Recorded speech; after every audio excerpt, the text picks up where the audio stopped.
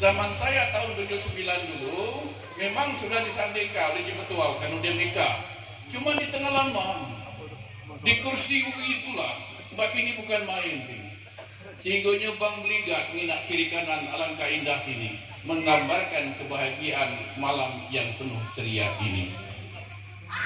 Tentu salawat dan salam semoga saja kita tersanjung pada Nabi Muhammad SAW yang telah menyampaikan risalah kepada umat, khususnya sunnah-sunnah beliau. Salah satu sunnah Nabi adalah an-nikah, perkawinan. Sampai-sampai kata Rasulullah, an-nikahu sunnati, faman raghiba an sunnati falaysa minni. Nikah itu sunnahku, kata Nabi. Barang siapa yang membenci pernikahan, itu tidak termasuk sunnahku. Jadi siapa yang ingin bertunaan, itu tidak termasuk umatku, kata Nabi Muhammad. Cuma Nabi tidak bertunaan saja, di pulau termasuk umatku itu. Ini gambaran dia. Lumayan untuk dikicik katanya. Karena ada Al-Quran yang membatasi, Pak. Ada Al-Quran yang membatasi kita. Oleh karena itu makanya nikah itu sunnahku, kata Rasulullah.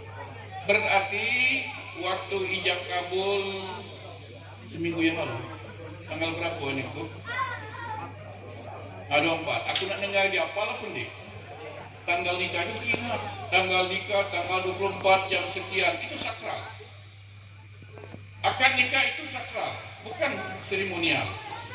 Akad nikah itu ibadah, bukan budaya. Karena akad nikah itu sesungguhnya merubah 3 status hukum. Dengan akad nikah 3 status hukum langsung berubah. Apa yang dirubah langsung oleh Allah dan oleh yang pemerintah maupun pertama dari hukum yang haram menjadi halal. Yang kedua dari undang-undang pemerintah yang terlarang menjadi boleh. Yang ketiga dari yang janggal menjadi indah, itulah hukum adat. 3 hukum ini status berubah dengan ijab kabul akad nikah. Ijab kabul itu mulia waktu akad nikah minggu lalu atau seminggu yang lalu. Ketahuilah, bukan saksi tertulis yang menjadi ibadah saksi yang sesungguhnya, tetapi yang menjadi saksi waktu akad nikah itu para malaikat Allah turun menyaksikan umat Nabi Muhammad melaksanakan ijab kabul. Begitu selesai ijab kabul, sah kata saksi yang ada di depan, malaikat pun bersalawat kepada Nabi Muhammad. Allahumma salli ala Muhammad, ya Allah, wahai Muhammad, bertambah pengikutmu. Itu makanya kadang-kadang kalau kita selesai ijab kabul pun langsung salawat mestinya ini. Tapi yang ditunggu kadang-kadang oleh saksi sah atau tidak. Yang lebih hebat lagi, saksi lebih cek sah, masyarakat yang ada itu sah, kata dia. Lo ada bukan saksi. Ini sudah saking semangatnya melihat atau mensaksikan pernikahan itu. Itu pernikahan ibadah. Karena apa? Jodoh itu memang ditentukan Allah. Jodoh ditentukan Allah. Kalau sekarang baru tahu, oh ini jodoh saya yang Allah pilihkan. Tapi yakinlah 10 tahun yang lalu barangkali belum terbayang. Belum terbayang 10 tahun yang lalu, apalagi 15 tahun yang lalu. Karena barangkali mempelai baru berumur 20-an lebih kurang ya. Setelah ketemu, itu Allah yang kita tahu bahwa ini adalah ketentuan Allah. Jodoh itu sudah ditentukan oleh Allah Subhanahu wa Ta'ala. Oleh karena itu akad nikah mulia. Makanya perlu pencerahan, khususnya bagi pengantin baru maupun pengantin-pengantin yang sudah lama ijab kabul. Aku kok ngecekkan pengantin usang, tadi koreksi di Pinaraya. Tolong juga nasihati kami ini pengantin usang, di depan dulu. Ngecekkan pengantin usang, dia beri usang mau pengantin. Itulah, cuma dia salah batak tuh kadang-kadang. Pengasahan itu lampar, tidak. Kalau Rasulullah semakin lama semakin hebat kemesraannya. Semakin lama semakin tua, semakin indah baca ucapan-ucapan yang dilanturkan suami istri. Itulah Rasulullah. Oleh karena itu mempelai berdua dengan adanya sudah laksanakan nikah ini tentu suatu kebahagiaan tersendiri. Kami pun ikut berbahagia, ikut bersyukur, bahkan barangkali dan sudah jelas kita semua ikut mendoakan. Doanya banyak. Yang pertama, semoga ikatan perkawinan yakni Tengku Abdul Jailani dengan Raditya Mutiara, ikatan misyaqah ghaliza, ikatan yang kokoh dan kuat, terpancar di hati Anda berdua rasa kasih sayang yang suci dan mulia, tercipta rumah tangga yang tentram, aman, bahagia, yang disebut sakinah mawaddah warahmah.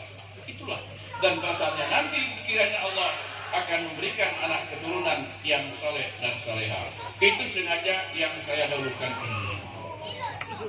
Mempelai berdua yang berbahagia, khususnya mempelai baru, pengantin baru, termasuk pengantin lama maksudnya ini, saya sangat sependapat kalau nanti kalau ada ceramah, mestinya kalau perlu pengantin lama itu sandingkan pula duduk berdampingan di lama. Cuma bang segala ngatur raun usul. Itu yang paling lemah nasihat itu, cuma dia sampaikan begini. Sesungguhnya akad nikah itu kan akad artinya suatu ikatan. Ikatan apa akad itu? Nikah itu menyusun. Ikatan untuk menyusun apa yang susun? Bahtera rumah tangga. Membangun rumah tangga memang tidak mudah. Membangun rumah tangga tidak mudah karena dua yang dibangun. Satu rumah, yang kedua tetangga. Membangun rumah tempat kita berdiam itu ada syaratnya. Yang paling utama ada 3 kata Rasulullah. Membangun rumah tangga pun 3 itu harus ditanamkan dengan kuat mempelai berdua. Pondasi berumah tangga itu 3. Yang pertama apa? Niatan sidqan. Niat sidqan ini niat yang benar-benar terpatri dalam lubuk hati bahwa pernikahan adalah untuk selama-lamanya. Selama-lamanya. Bahkan bukan saja di dunia, sampai di akhirat nanti. Gala anak muda Mbak Kiniagi bahwa pernikahan kasih sayang tidak bisa dipisahkan kecuali ajal menjemput. Saya tidak sependapat. Tidak akan terpisah mestinya walaupun ada yang sudah duluan ataupun yang kemudian. Karena yang duluan kalau dia memang ikatan perkawinan itu suci dan mulia, pasti dalam hatinya berkata, kalaupun aku duluan karena berpisah di dunia karena ajal, tapi itu nanti di pintu surga. Itu cabut. Jadi Pak, itu tuh laki bini ini, bagi yang ada bini, laki bini maksud aku tuh, kalaupun ada istilah ajal yang memisahkan, bukan sebenarnya perpisahan, tetap akan bertemu. Paling tidak sekali lagi, itu nanti di pintu surga. Ada lagu itu paliknya. Cuma aku bukan pada penyanyi baginya di tahun ini. Artinya itu niat sedekah. Ngapa aku perlu niat yang kuat? Nantilah berumah tangga itu banyak rayuan, banyak godaan, banyak onak dan duri yang dilalui, banyak jalan mendaki dan merembet yang Anda tempuh. Pasti godaan pun banyak. Oleh karena itu hati-hati, tanamkan niat yang kokoh supaya tidak bergeser sedikit pun. Walaupun tantangan ujian datang, pasti. Mbak, ini dah lemak-lemak pengantin baru, tapi 6 bulan, 3 tahun, 6 tahun yang kedatang berubah status. Kenapa? Di samping status hukum berubah, status pribadi pun berubah. Yang tadinya Nakanda Tengku seorang bujang, setelah akad nikah berubah status. Siapa apa statusnya? Menjadi suami, jabatannya kepala rumah tangga. Berubah. Yang tadinya Raditya seorang gadis berubah status menjadi istri, jabatannya ibu rumah tangga. Punya jabatan amanah ini. Makanya perlu saya sampaikan kepada kedua mempelai sebelum memberikan amanah ini, tapi saya selesaikan dulu masalah landasan. Tadi landasan niat sedekah. Yang kedua adalah landasan rumah tangga lintas kuno ilaiha untuk menciptakan ketentraman hidup. Kalau selama ini seorang bujang seolah-olah kemana pergi tiada ada yang melarang, seolah-olah.